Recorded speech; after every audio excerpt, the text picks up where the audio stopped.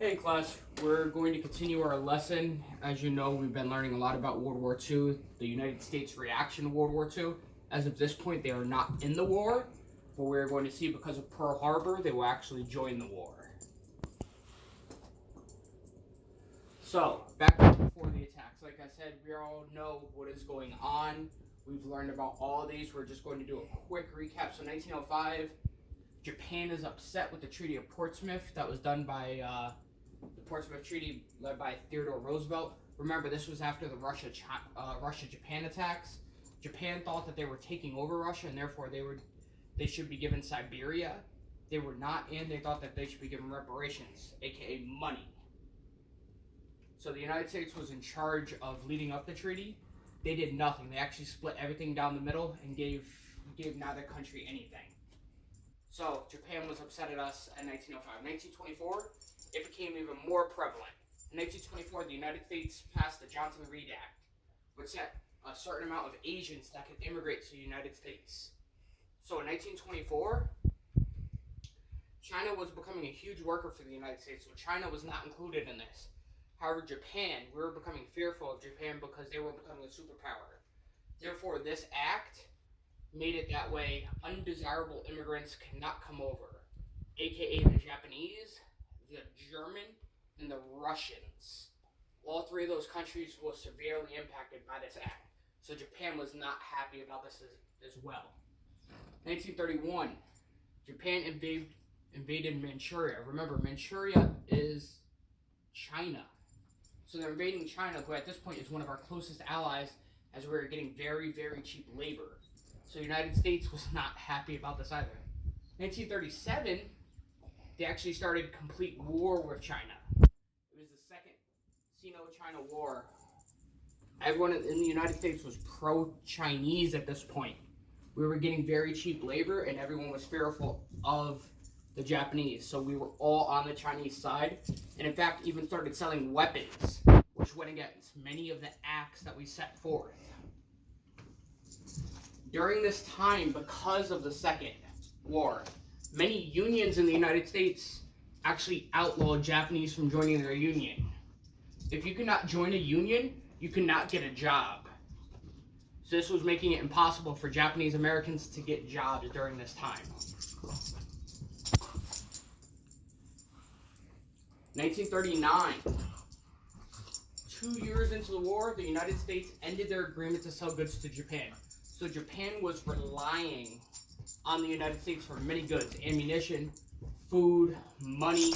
They were all looking to the United States. Remember, the United States had become a huge superpower in the 20s. So Japan needed United States materials, and the United States ended it because we were so pro-Chinese. However, as I stated before, we would continue to sell to the Chinese. So even though they're at war, and we signed a pact which would not allow us to sell weapons to any side that is at war, we broke our own treaty and instead started selling to China still, and we actually would train the troops.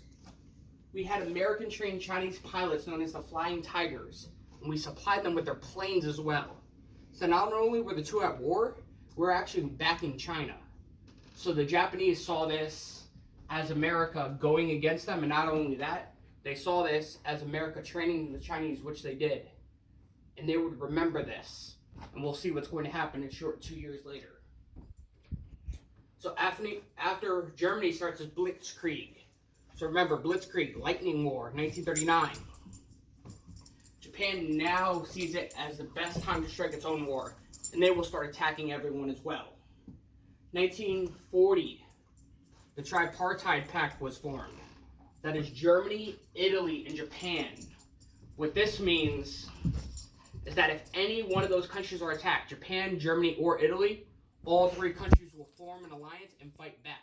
So if one is attacked, they are all attacked. As of early 1941, Japan and U.S. met, and there were still no signs of aggression. Japan was upset with the United States, but no signs of aggression had yet to be formed. So Japan invades Indochina now. So because they are no longer allowing the Japanese to get the United States materials, goods. They invade Indochina, which is now around India. So by invading India, they are now able to form their own way of going up into the region and not have to rely on anyone else. They blocked many of Chinese materials that they needed, such as oil and war materials. Roosevelt responded with 3 actions as he was not happy at all. He took control of all Japanese money in America, so now Japanese people in America have 0 money. He froze their assets. They are now broke. So the Philippines was owned by the United States during this time. It was a territory that we won in 1898 with the Spanish-American War. We now brought armed forces to the Philippines and put it under American law. Before that, they were their own territory. They could work the way that they wanted to work. And we closed the Panama Canal to Japanese shipping. This is huge. Remember, Americans built the Panama Canal. It was done by the French, but they didn't finish it. They actually lost and many people died. The United States finished it and therefore had control of the Panama Canal. We blocked Japanese shipping, therefore their goods cannot go through Panama. They would actually have to go all the way down under South America to get through. This affected them greatly. 2 months before the Pearl Harbor attack, so October of 1941, the United States intercepted a message, for the most part stating that the United States did not change its ways, we, as a country, Japan, will attack you. We do not know whether or not it was intended for the United States to receive this as, hey, get it together, or if it was something that was not meant to be received at all, to just say, watch the United States. This is something to this day we still do not know.